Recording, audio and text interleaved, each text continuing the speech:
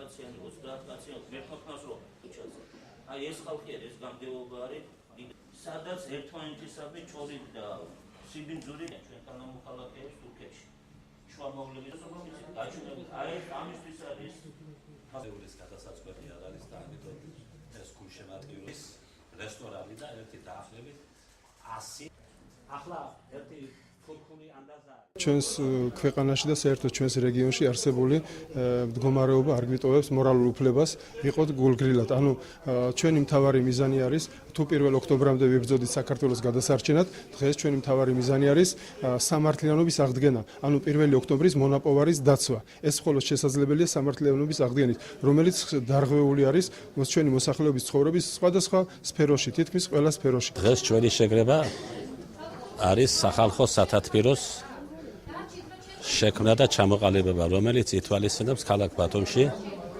ხარვეზების არსებული ხარვეზების გამოსწორებას და ადგილობრივ ხელისუფლებაზე მიმართვას, რომ ეს საკითხი გამოსწორებული იქნას.